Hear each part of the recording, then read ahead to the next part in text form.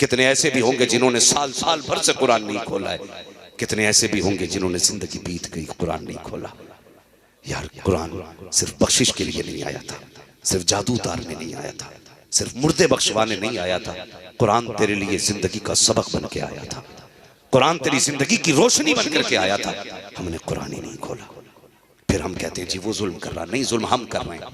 जिन घरों से आज से 600 साल पहले कुरान की तिलावत की आवाज आती थी, आज सुबह होते होते गानों की आवाजें आती हैं। सुबह रहमत के फरिश्ते आते हैं, जमीन पर बरकतें लेकर के लौट जाते होंगे आधे रास्ते से, कहते होंगे मालिक की जमीन पे भेजा था, आज इस जमीन पे कोई कुरान पढ़ने वाला नहीं है। हर घर से गानों की आवाजें आ रही हैं। यार दिन कितने बदल गए हैं। सुबह उठ के चैनल लगा दिया करते हो, शाम अपनी पसंद के गाने सुन के सोया करते हो। तुम्हें क्या पता है, गानों की लज्जतों में डूब जाते हो। कसम से जो नात सुन लेते हैं वो कभी नात की लज्जतों से नाशना नहीं होते हैं। और तुझे क्या पता हुजूर की बातें कितनी प्यारी होती है। मेरे नबी की अपनी शान तो ये है, जुल्फ देखी है कि नजरों ने घटा देखी है, लुट गया जिसने मोहम्मद की अदा देखी।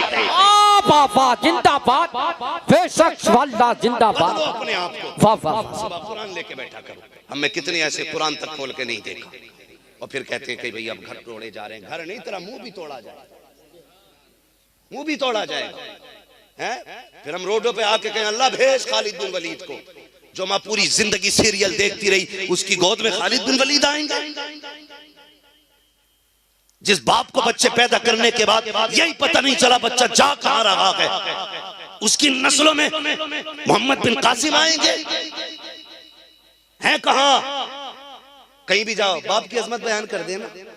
क्यों? बाप की अजमत है, औलाद की कोई जिम्मेदारी नहीं है। औलाद की भी जिम्मेदारियां, फरमाया औलाद पैदा हो तो अच्छा नाम रखो, ये लाजिम है बाप पे। फिर उसको अच्छी तालीम दे, ये भी लाजिम है बाप पे। जहां उससे पूछा जाएगा अब्बा को कंबल दिया था कि नहीं, बाप से भी पूछा जाएगा तूने औलाद को अच्छी तालीम दी थी कि नहीं। बचना नहीं है, ये याद रख लेना। अगर ये समझ रखा है कि जन्नत प्लेट का निवाला है, तो मुझे भी बताओ कहां बट रही है। तुमसे पहले मैं फ्री की लेने जाऊंगा।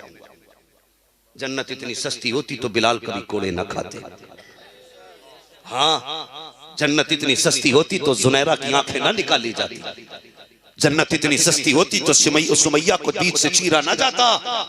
पूछ जन्नत कितनी सस्ती है, कसम खुदा की जान देकर भी कभी कभी मैसर नहीं होती। इतनी महंगी है जन्नत, इतनी महंगी है जन्नत। कोई मुसाफा करके कह दे तू जन्नती है तो ख्याल करना, आईने के आगे खड़े होकर देखना, मैंने इतने गरीबों का गला घोट के इतना पैसा लिया है, मैं जन्नती हूं? पूछना कभी अपने आप से, पूछना कि मैंने हराम के इतने लुक़्मे खाए, मैं जा सकता हूं जन्नत में? अल्लाह पूछेगा नहीं। कितनी आसानी से लोग कह देते अरे सब बख्शे जाएंगे। तुझे क्या लगता है सारी बख्शे जाएंगे? जहां मुफ्ती साहब खड़े होंगे वहीं पे एक शराबी खड़ा होगा कयामत में। बताओ, जिसने पूरी जिंदगी किसी औरत पे निगाह न डाली हो, जहां पे वो खड़ा होगा वहीं पे किसी ज़िनाकार को खड़ा कर दिया जाएगा। कोई तो फर्क होगा ना, कोई तो हद होगी। इतने सस्ते नहीं। जानते हो मेरे हुजूर ने क्या फरमाया था? उम्मुल मोमिनीन, सच्चे बाप की सच्ची बेटी हजरत आयशा सिद्दीक़ा से फरमाया था, आयशा अगर क़यामत में खुदा ने करम ना किया तो समझ लेना कोई नहीं बख्शा जाएगा। किससे कहा था? उसकी बेटी से जिसको हुजूर ने कई कई बार जन्नत की बशारत दी। और खुद महबूबे रब्बे कायनात है। इतनी बड़ी शान हज़रत आयशा सिद्दीक़ा की है।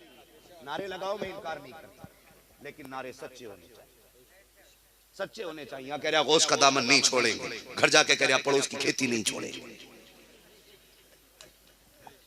हाँ, कुछ लोग तो हजरत बकरे इसलिए लेते हैं कि बकरा ईद तक बरसिंग रहेगा, खूब चढ़ जाएंगे, खूब बिक जाएंगे। हाँ हजरत बड़े चालाक लोग हैं, 3 बजे खोल देते, फजर में बांध देते। बरसिंग वाला सुबह को आता, कहता नहीं हमारा तो बंदा पड़ा। ये हमारी नीयत है। और आ जाओ 11वीं का लंगर बटने लगे, प्लेट टूट जाएंगी, दांत टूट जाएंगे। ये जिंदगी हमारी, ये है हम भाई। हजरत आयशा सिद्दीक़ा से हुजूर ने कहा था, आयशा अगर रब ने करम न किया तो कोई नहीं बख्शा जाएगा। आयशा सिद्दीक़ा को बड़ा नाज था, मैं सिद्दीक़ की बेटी हूँ, हुजूर की महबूबा हूँ। हुजूर मैं भी नहीं, दिल फटता है। फरमाया हाँ आयशा तुम भी नहीं। फिर कहने लगी या रसूलल्लाह पता कैसे चलेगा कि फंस गए या बच गए? हुजूर ने फरमाया आयशा अगर रब ने कह दिया ठहर तो समझ लेना फंस गए, और उसने अगर अपने कर्म की चादर डाल दी तो समझ लेना बच गए, बच गए। भाई बातें सारी अपनी जगह, अल्लाह चाहे तो इतने से के बदले में बख्श दे, मगर जब वो पकड़ने पे आता है ना तो खाल उधेड़ देता है, खाल उधेड़ देता है। दुनिया को गालियां देने से बेहतर है अपने आप को देखें, अपने आप को देखें। समाज हमारा आपसी रंजिश में मर रहा है। इतने बड़े मजमे में क्या सारे लोग एक दूसरे का प्यार लेके बैठे होंगे? इसमें कितने ऐसे होंगे जो फूफा से नाराज, कोई भाई से नाराज, कोई ताऊ से नाराज, कोई चाचा से नाराज, कोई माँ से नाराज, कोई बहन से नाराज, कोई अपनों से नाराज, कोई खानदान से नाराज, कोई पड़ोसी से नाराज। इतनी नफरतें लेके हम जलसों में बैठे हैं।